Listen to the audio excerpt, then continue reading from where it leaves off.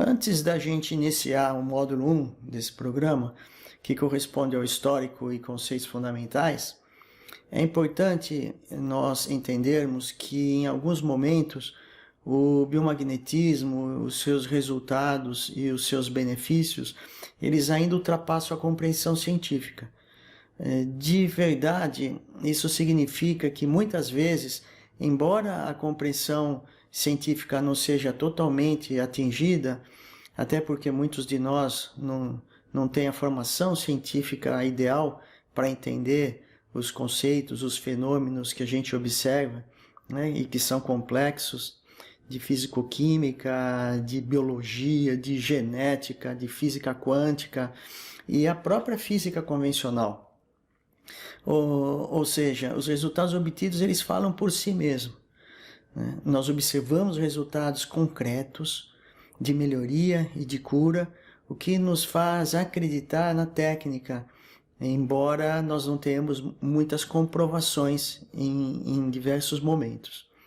Aqui também é importante, então, ressaltar duas palavrinhas-chave que vocês convivem ou vão conviver com elas no dia a dia.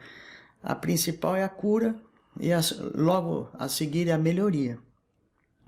Eu costumo sempre nos meus cursos dar um exemplo de um paciente que eu tive no começo de 2011. Ele morava em São Paulo e veio trazido pela filha. Ele trouxe com ele uma cartinha de autorização da sua médica para realizar a hemodiálise. Ele deveria entrar num processo contínuo de hemodiálise em função de uma insuficiência renal crônica que ele tinha, e isso era caracterizado por resultados de exames de laboratório, principalmente a creatinina, mas também o ácido úrico e a ureia. Então, os índices de ureia, de ácido úrico e de creatinina principalmente estavam todos muito fora dos padrões esperados. Particularmente no caso da creatinina, que é o exame mais relevante nesse caso, o limite máximo é 1 e ele tinha o valor de 5, ou seja, 5 vezes mais. Então, ele com 76 anos, ele estava muito abalado, pois ele sabia que a hemodiálise era um processo bem agressivo. Uma pessoa nessa faixa de idade tem que fazer 3 sessões de hemodiálise por horas num hospital, recebendo sangue, né, direto. O prognóstico não é muito bom. Então, como ele dispunha de 3 a 4 semanas para preparar o braço, colocar os catéteres no braço para poder depois se conectar com o aparelho permanentemente, ele tinha 3 ou 4 semanas para fazer esses acertos. A gente fez um planinho de atendimento, né, de 3 sessões, uma naquele mesmo dia, outras 2, e numa quarta sessão ele ficou de me trazer novos resultados de exame. Bem, quando ele retornou com os novos exames, eu percebi que ele veio chateado, com a cabeça baixa. Eu perguntei, né, como é que estavam os exames. Ele me falou, olha, a creatinina melhorou um pouquinho, mas não melhorou muito não. Eu peguei os exames, olhei, e a creatinina, cujo valor anterior era 5, estava com 3,8. O que representava um decréscimo de aproximadamente 25%. Eu achei significativo esse valor. Eu tratei de animá-lo e falei, olha, a gente conseguiu baixar. Ele me disse, mas a gente fez 3 sessões, eu achei que a gente ia baixar mais, etc. Tal.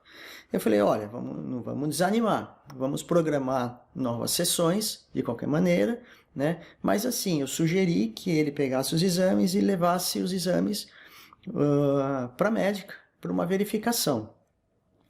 A boa notícia foi que, mesmo com os índices de creatinina ainda fora da normalidade, ou seja, o 3,8, a médica, avaliando a situação, ela decidiu por suspender a hemodiálise. Então, ele nunca precisou fazer a hemodiálise, né? Muito embora nós nunca conseguimos melhorar substancialmente a creatinina. Eu fiz diversas sessões depois desse período e a creatinina dele nunca baixou de 3,5. né? Porém, ele se livrou da hemodiálise. Então, para mim, esse é um exemplo claro de diferenciação entre o que é cura e o que é melhoria. Eu conto isso para vocês entenderem quão importante é, muitas vezes, a gente conseguir melhorar a situação, né? A palavra cura é auspiciosa, é muito bonita, mas às vezes a melhoria é suficiente. Então a gente deve pensar sempre nisso. Bem, os conceitos de conhecimento, habilidade e atitude aplicados ao biomagnetismo, eu mesmo, pessoalmente, eu introduzi em 2010 nos nossos cursos e nós temos aplicado, então, desde o primeiro curso básico que a gente ministrou até então. Esses conceitos eu trouxe da época de consultoria, que eu realizava junto a empresas farmacêuticas e de alimentos. Quando eu ingressei no biomagnetismo, eu promovi uma ligeira alteração nesse conceito, né? E eu passei a chamar a palavra atitude, eu substituí, na realidade, por intenção. Eu creio que no caso de aplicação de tratamentos integrativos relacionados à saúde, essa palavra é muito mais adequada e reflete talvez um fator fundamental na aplicação correta da bioenergia, a qual a gente vai ver mais adiante. Em termos de conhecimento, alguns conceitos são importantes e necessitam ser bem estudados, né? Por exemplo, o funcionamento da técnica. Nós temos que conhecer o funcionamento da técnica. Ela é muito simples, na essência, né? Ela trata de se aplicar um par de ímã em dois locais diferentes do organismo, de acordo com um protocolo estabelecido. Então, não tem dificuldade, né? A dificuldade é localizar os locais, né? E isso está definido. Então, todos nós temos condições de aprender, né? E uma vez aprendendo, a gente vai fazer isso sem dificuldade nenhuma. Esse é o funcionamento da técnica, né? Entender por que a perna encurta, por que não encurta, entender. Isso é um entendimento, basta uma vez, você entendeu, está entendido, né? Entender um pouquinho de pH e do nível energético normal, quer dizer, eu não preciso ser químico para entender o pH, o que ele causa, como se mede. Isso é fácil, a gente vai ver esses aspectos aqui no curso, mas é importante a gente conhecer. Estou falando da palavra conhecimento, né? Entender um pouquinho de microbiologia, saber que existem bactérias, que existem vírus, que existem parasitas, que existem fungos. Nós já sabemos que existem, né? Mas entender um pouquinho mais a diferença entre essas famílias de micro-organismos, né? Entender um pouquinho também sobre ímãs, né? Saber que existem ímãs que são naturais, que o homem retira da terra. Saber que existem ímãs que são artificiais, que o homem aprendeu a produzir, né? A magnetizar substâncias, e aí na quantidade que se deseja. A gente vai ver bastante coisa sobre ímãs também. Entender um pouco o conceito da ressonância biomagnética. Esse nome é difícil, né? Mas, de novo, é uma parte da teoria importante, ou seja, é um conhecimento importante e que a gente tem que saber o que está acontecendo quando eu coloco um ímã num local A e depois no local B, né? Isso é o conceito de biorressonância, está envolvido nesse ato, né? E também como se classificam os pares biomagnéticos, entender que existem pares que sim estão relacionados a micro-organismos, mas existem outros pares que não têm nada a ver com micro-organismos, né? Uma disfunção de tireoide, por exemplo, não tem nada a ver com micro-organismos, né? A disfunção é uma disfunção da glândula. Ela não trabalha como deveria trabalhar, né? E a causa poderia ser uma alcalinidade e uma acidez, ou seja, uma polarização de cargas, né? Mas que não tem a ver com micro-organismos. Então existem pares biomagnéticos, né, que não são necessariamente relacionados a micro-organismos. Nós vamos ver essa classificação também, né? São conceitos, então, importantes e que sustentam os principais conhecimentos que são necessários para quem quer ser um bom biomagnetista. Do contrário, você vai simplesmente seguir uma tabelinha, colocar ímãs na pessoa e não vai ter poder de decisão quando você encontra uma circunstância de dúvidas. Em termos da habilidade, eu falei conhecimento, habilidade e intenção. Em termos da habilidade, alguns aspectos práticos também são chave. Por exemplo, nós temos que saber decidir sobre o tipo de aplicação ou abordagem a ser aplicada. Nós vamos ver mais adiante, na parte 2 do curso, que nós podemos fazer sim um rastreio completo, que é a técnica principal, mas nós também podemos tratar uma pessoa de acordo com uma abordagem diferente do rastreio, ou seja, uma abordagem, por exemplo, por verificação da enfermidade, ir direto no problema, para eliminar sintomas, eliminar a causa da questão chave, pela qual a pessoa está te procurando para pedir ajuda. Saber verificar o encurtamento e nivelamento da perna. Claro, é diferente. Você pode ler 2 livros como andar de bicicleta. Aí você monta numa bicicleta e sai andando. Não. Você precisa ter habilidade. Você tem o conhecimento. Eu sei como deve andar, mas eu não tenho habilidade. Então, é disso que nós estamos falando. A diferença entre conhecimento e habilidade é a prática. É você colocar o teu conhecimento em prática, tá certo? Então, saber realizar a sequência da aplicação da técnica de memória, saber interpretar corretamente os resultados obtidos, isso é importantíssimo. E isso a experiência traz. Você trata uma pessoa, trata 2, trata 3, trata 4, os problemas são sempre diferentes no começo. Depois de um determinado momento, você começa, opa, olha, já tratei essa pessoa com fibromialgia, uma pessoa, e essa segunda pessoa vem vindo com a mesma questão. Você já tem a habilidade e o conhecimento anterior para poder tratar essa segunda pessoa.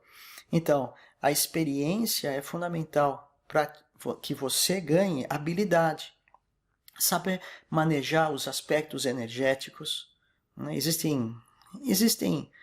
Existe uma técnica, na realidade, para você manejar a energia quando você estiver falando em bioenergia, ou utilizando a bioenergia como uma ferramenta dentro do biomagnetismo.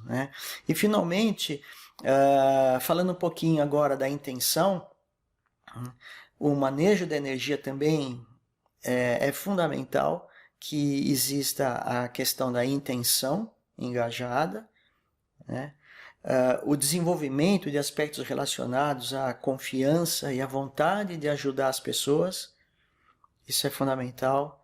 Eu só estou fazendo um preâmbulo, a gente vai ver tudo isso nas partes do curso mais adiante. O foco permanente no paciente durante o tratamento e nos melhores resultados que possamos atingir.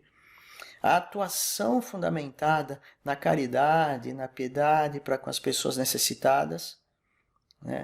Eu sei que a vontade de ajudar é muito grande, porém muitas vezes a gente fica numa situação difícil porque você vê pela frente uma pessoa que tem um quadro, um prognóstico ruim, você percebe que a situação é muito crítica, que a pessoa já fez todos os esforços anteriores, já buscou todas as ajudas anteriores e às vezes você é a última ajuda possível, o último recurso que ela vem buscar, e ainda assim, a gente tem que fazer o nosso trabalho e tem que entender ou preparar a pessoa para que ela não deposite o 100% de esperança naquilo que você está fazendo, Não seria justo com você e com ela. Então a gente passa por situações complicadas. Bem, são alguns dos princípios importantes, dos principais aspectos que devem ser desenvolvidos em termos de conhecimento, habilidade e atitude.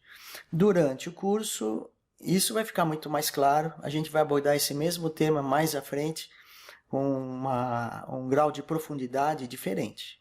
Ok? O que é o biomagnetismo? O biomagnetismo é uma técnica terapêutica desenvolvida pelo médico e cientista mexicano Dr. Isaac Góes Duran há mais de 25 anos atrás, na década de 80, com o nome de par biomagnético.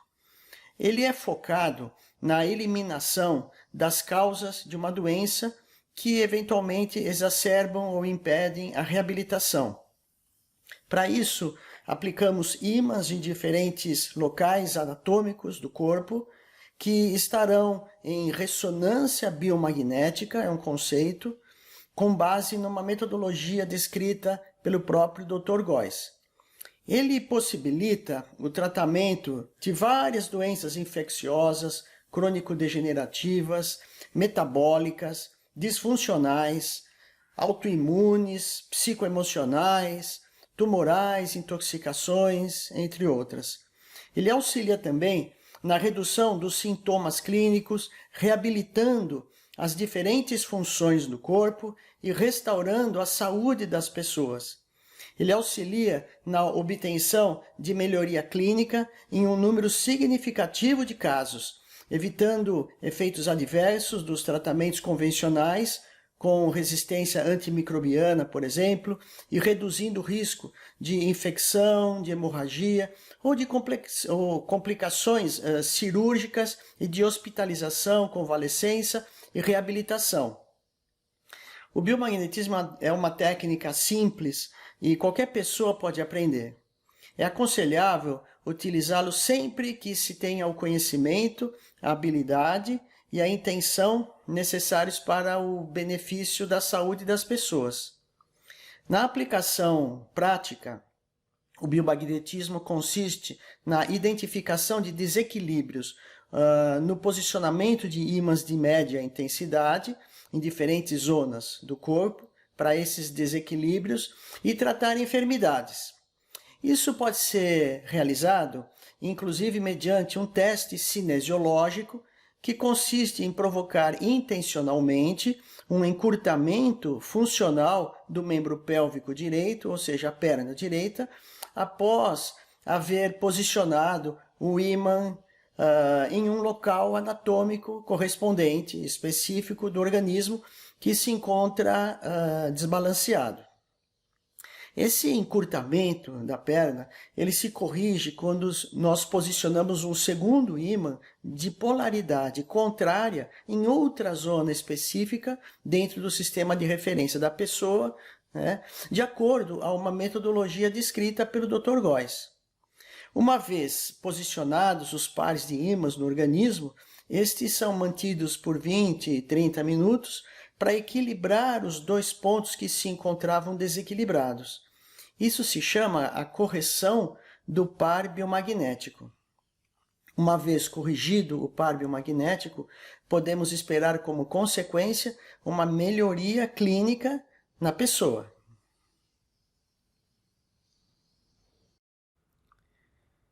Bem, atualmente nós não conhecemos de maneira precisa o mecanismo de ação dos ímãs. Acho que eu comentei isso logo anteriormente aí no último slide. Mas a gente sabe que eles proporcionam diferentes benefícios. Eles normalizam a bioeletricidade do corpo, ou seja, é a eletricidade que corre pelas nossas células nervosas. Eles equilibram o pH das nossas células e seu entorno principalmente. Eles facilitam o reconhecimento dos micro-organismos patógenos, né, por parte do sistema imunológico. Eles permitem uma desintoxicação nos diferentes órgãos, melhorando distintas funções em todo o organismo. Ou seja, de uma forma geral, embora a gente não conheça muito bem a maneira, né, pela qual os ímãs atuam, a gente percebe, a gente verifica que a simples aplicação de um par de ímãs, né, traz muitos benefícios, diversos benefícios, independentemente do motivo central da aplicação que a gente realizou. As pessoas, depois de uma sessão de biomagnetismo, elas podem chegar a apresentar o que nós chamamos uma crise curativa. A crise curativa ela pode ocorrer devido ao fato de que quando nós estamos realizando uma sessão de biomagnetismo, nós estamos eliminando ou tratando de eliminar micro-organismos, como por exemplo bactérias, parasitas e outros. E esses micro-organismos, eles possuem toxinas, e a forma de se defender quanto ao ataque que nós estamos promovendo com os ímãs, a forma deles se defenderem é liberando essas toxinas no organismo. Então, o que ocorre?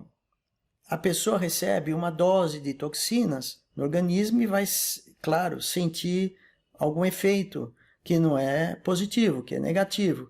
Porém, essa liberação de toxinas, ela vai na direção, né, da melhoria da pessoa, porque ela ocorreu em função da eliminação dos seus micro-organismos, né?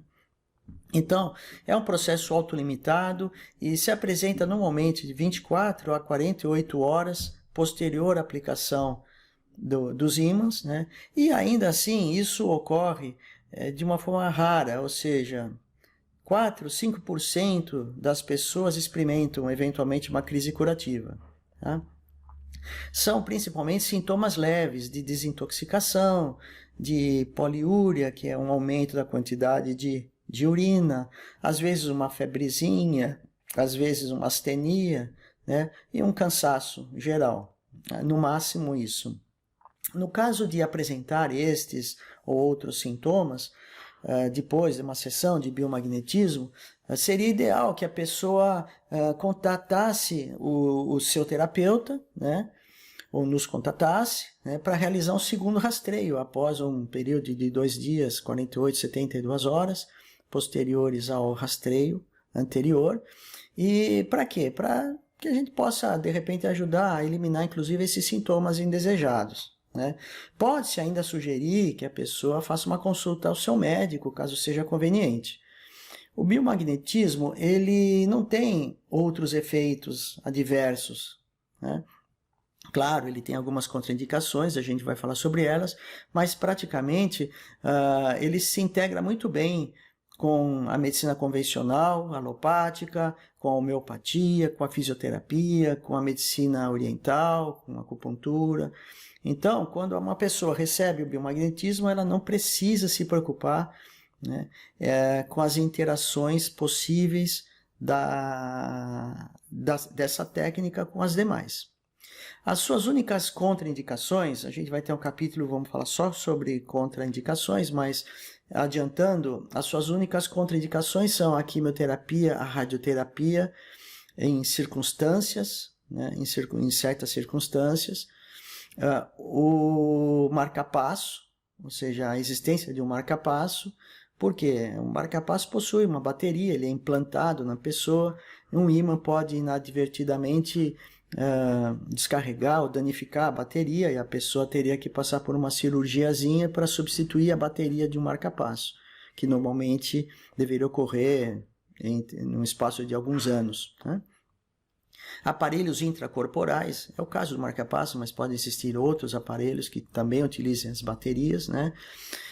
Durante o período de gravidez, principalmente no início de gravidez, né? Principalmente também devido ao fato de que é um período, 3 meses, 4 meses, é um período de maior risco, né? E então, para fins legais, ou seja, para proteger a atividade do terapeuta, ainda que não existam evidências de que algum dano possa surgir, nós não temos esse tipo de evidência, mas a gente procura evitar a aplicação no começo de gravidez, 3, 4 meses.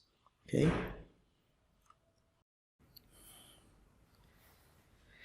O Dr. Isaac Góes Duran é um médico mexicano, nascido em 1941. Ele é cirurgião, fisioterapeuta, acupunturista, formado em medicina natural. Ele é fundador do CIBM, que é o Centro de Investigações de Biomagnetismo Médico, cuja sede está localizada no México. Ele é doutor em medicina bioenergética pela Universidade de Oxford. Ele é professor de biomagnetismo médico na Universidade Complutense, em Madrid, na Espanha, e ministra o curso Master de Biomagnetismo Médico na Universidade Escorial Maria Cristina, também na Espanha, uma das mais antigas universidades da Europa. Na década de 80, ele descobriu e desenvolveu os conceitos que ele chamou de o par biomagnético, e que ao longo dos anos seguintes ficou conhecido em todo o mundo como o biomagnetismo medicinal. Ao longo das últimas 3 décadas, o Dr. Góes escreveu diversos livros sobre suas pesquisas e descobertas. O primeiro livro foi El SIDA es curable, que quer dizer a AIDS é curável. Ele conta a história de um paciente com AIDS que ele tratou. Eu vou falar um pouquinho mais sobre isso depois. No seu segundo livro, El Código Patógeno, que é o código patógeno, ele escreveu, em função da experiência adquirida com a AIDS, ele descobriu outros 120 e poucos pares biomagnéticos, usando o mesmo raciocínio que ele tinha utilizado para descobrir o timo reto, para tratamento de sistema imunológico. O terceiro livro dele é El Par Biomagnético, que é o par biomagnético, onde ele conta a teoria, ou pelo menos o que ele entendia que fosse a teoria naquele momento, para explicar a maioria dos fenômenos que são observados durante a aplicação do biomagnetismo.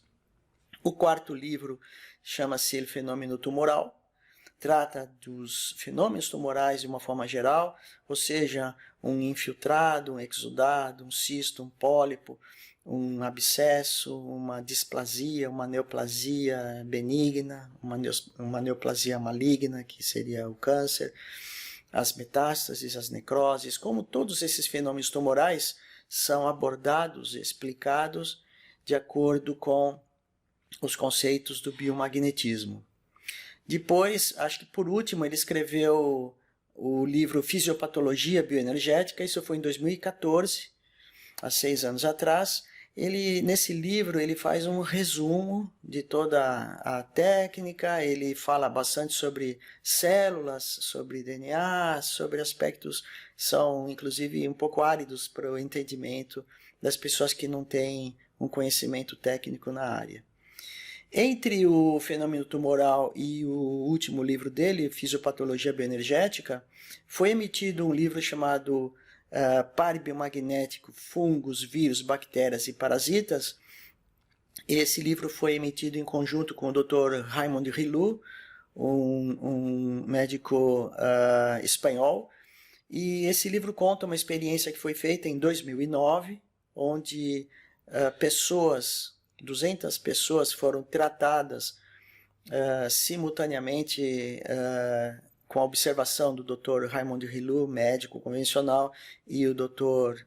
Isaac Góes, aplicando o biomagnetismo, e os resultados foram surpreendentes. Essa é uma técnica, existe um vídeo na internet que vocês podem, quem ainda não viu, pode procurar. Basta buscar biomagnetismo Rilou, H-I-L-U, vocês vão encontrar um vídeo mostrando essa operação. Tá? Hoje esse procedimento, o livro na realidade é um procedimento contando essa história toda e dizendo em que bases ela foi construída, né?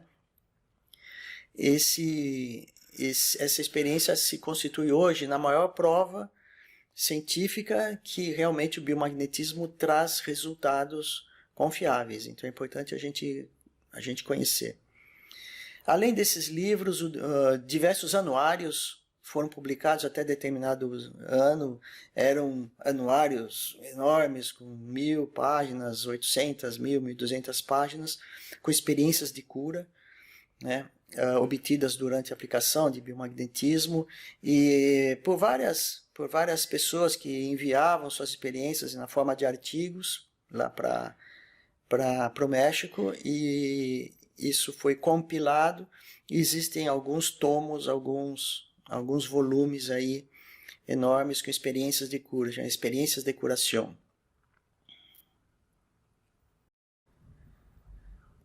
Bem, naquela época, ao assistir uma palestra proferida por um médico da NASA, Dr. Richard Breimeyer, em um congresso nos Estados Unidos, o Dr. Góes ele recebeu uma informação interessante. O Dr. Richard Breimeyer afirmou que astronautas americanos, quando deixavam o nosso planeta em suas missões espaciais, ao voltarem, voltavam com a perna direita ligeiramente mais curta do que a perna esquerda. E isso aparentemente ocorria devido à ausência momentânea, né, da influência do campo magnético terrestre e a reentrada a esse mesmo campo. Esse fato incentivou o Dr. Góes a intensificar seus estudos relacionados à influência de campos magnéticos em tratamentos de enfermidades. Afinal, naquela época, era muito comum a recomendação de utilizações daqueles colchões com ímãs de baixa potência para diminuição ou eliminação de dores, né? E o Dr. Góes conhecia esses colchões.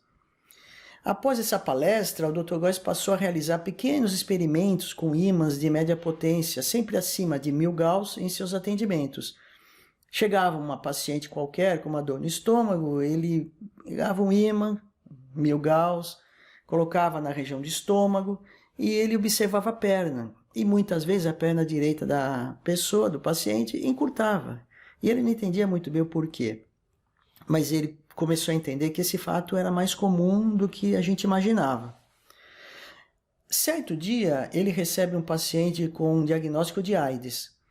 Esse rapaz era um jovem homossexual com uma doença avançada já, muito magro, diversas infecções, um caso praticamente sem solução.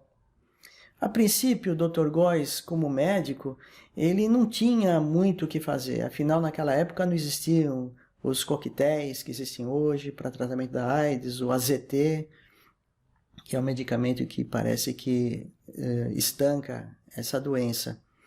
Mas mesmo assim, o Dr. Góes ele resolveu iniciar, junto com o rapaz, algumas aplicações de ímãs, pensando sempre daquela mesma forma. Poxa, se eu coloco um ímã negativo na região do estômago de uma pessoa que tem dores nesse local, e eu observo a perna direita encurtando, se eu aplicar um ímã negativo em alguém que tenha AIDS, né, será que a perna encurta? Onde seria o local mais apropriado para a aplicação de um ímã em alguém com AIDS para observar esse fenômeno da perna? Então, ele, junto com o rapaz, ele iniciou a aplicação de ímãs buscando de forma bastante empírica, né, e procurando em que parte do corpo do rapaz deveria ser aplicado um ímã de 1000 Gauss para forçar o encurtamento da perna direita. Ele, como médico, ele conhecia todos os locais anatômicos existentes, desde a cabeça até os pés, né? E assim ele foi testando local por local.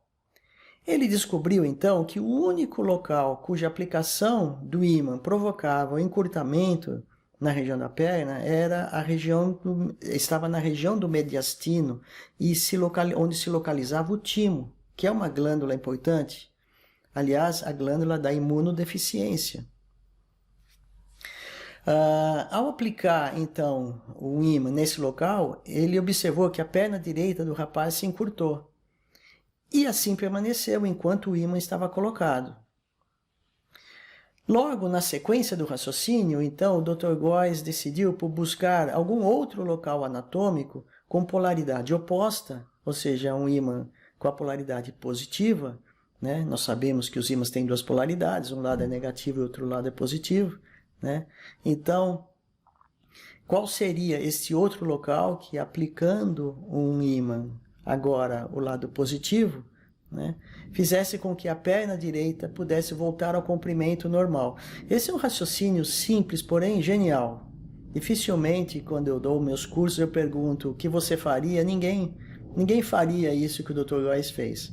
Buscar um polo contrário em algum outro local para observar uma reação contrária, ou seja, uma reação de volta do encurtamento, né?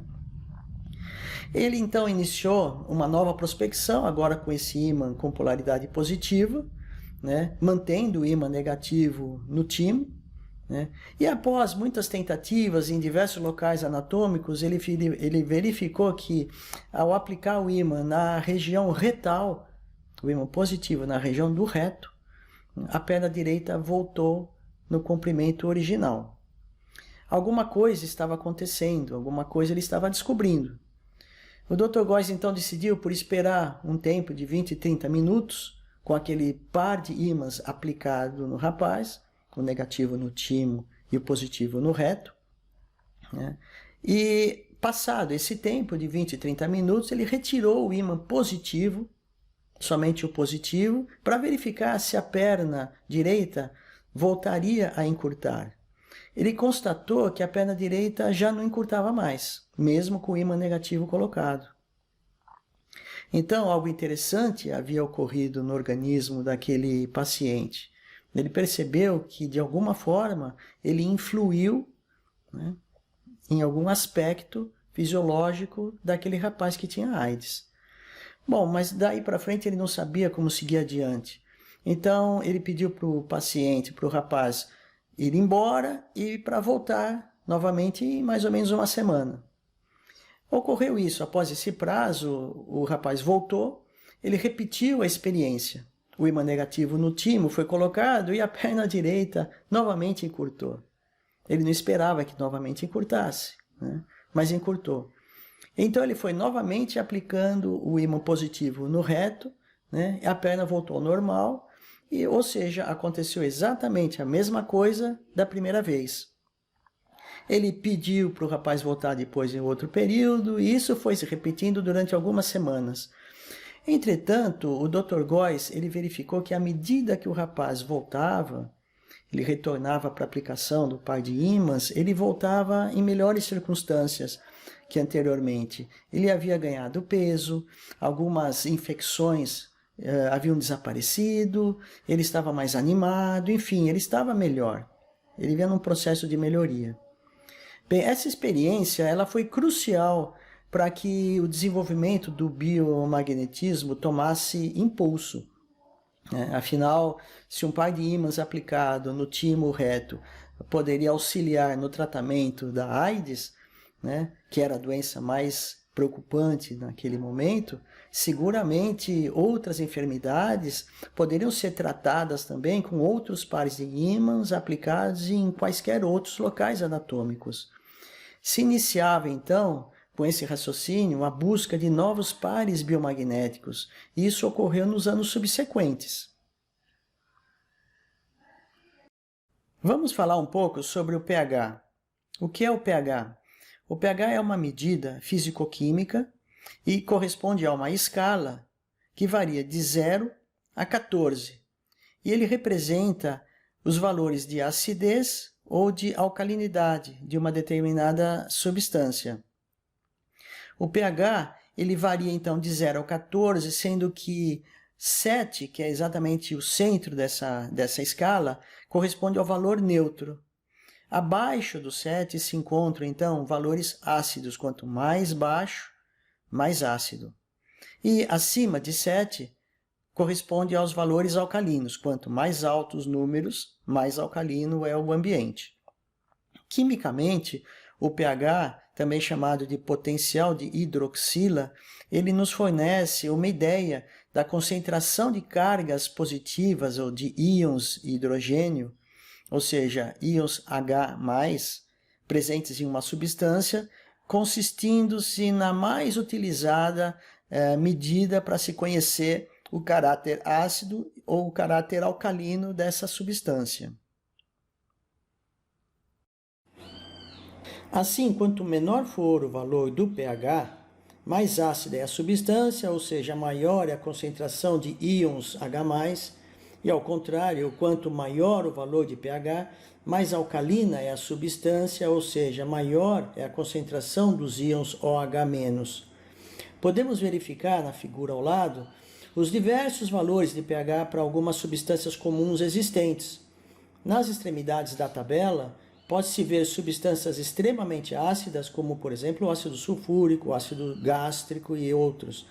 No outro extremo, do lado alcalino, nota-se a soda cáustica, o cloro, a amônia e outras substâncias.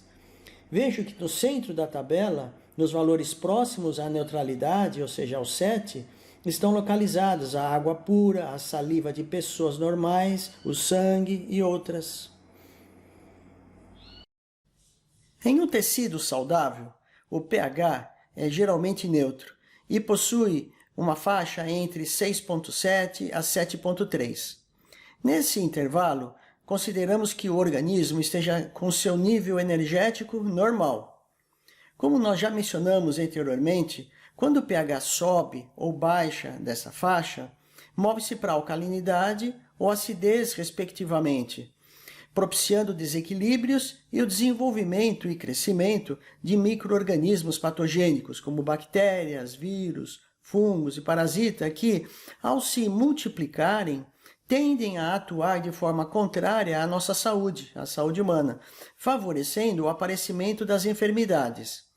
Mais especificamente, quando o pH começa a se deslocar para a alcalinidade, em direção à hiperalcalinidade, os seguintes fenômenos começam a ocorrer. O primeiro é a distensão da matéria, processos inflamatórios. Como consequência, o aparecimento das disfunções orgânicas começam a ocorrer, seguido do possível surgimento de bactérias patogênicas. Lembrem-se que bactérias necessitam de meios alcalinos. Aparecendo as bactérias, podem aparecer os parasitas. Segue-se a degeneração dos tecidos por lise celular, que é um processo de destruição ou dissolução da célula causada pela ruptura da membrana plasmática.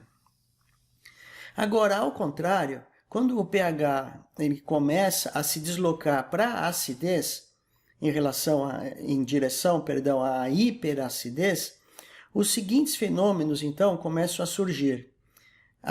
O primeiro fenômeno seria a constrição de matéria. Ao invés da inflamação, ocorre uma constrição. Como consequência, o aparecimento das disfunções orgânicas. Da mesma forma que a alcalinidade, a acidez provoca as disfunções orgânicas também. Surgem, então, os vírus. Existindo vírus, podem aparecer fungos, uma vez que os fungos dependem de um ambiente ácido, que são vírus que devem gerar esse ambiente para ele. E, finalmente, também a degeneração dos tecidos, agora não por lise, não por processos de ruptura da membrana citoplasmática, mas por processos fibróticos. Para neutralizarmos o pH e recuperarmos a situação de saúde, o que nós chamamos de homeostase, nós podemos lançar mão de diversas técnicas médicas ou terapias. Uma delas é o biomagnetismo, que, aliás, é bastante eficaz. E o biomagnetismo, como nós já vimos, ele recomenda a colocação dos ímãs de média potência, acima de 1000 Gauss, e seus polos negativos e positivos em locais necessários do organismo. Uma vez que vocês já sabem, uma vez colocados os ímãs em 2 locais diferentes, a energia magnética desses ímãs afeta a bioeletricidade dos locais envolvidos, e neutraliza a região que está ou alcalinizada ou acidificada. Quaisquer dúvidas ou perguntas poderão ser escritas no espaço exclusivo dos alunos em nosso site. Assista às aulas quantas vezes for necessário para que você tenha um bom acompanhamento do que vem pela frente. Gostaria de lembrar que temos disponíveis diversos materiais de suporte para quem ainda não tem e deseja adquirir. Isso engloba nossos 3 livros, resumões, pôster com pontos biomagnéticos e o nosso Sistema BEM, que é uma planilha inteligente, muito útil antes, durante e após a aplicação das sessões do biomagnetismo.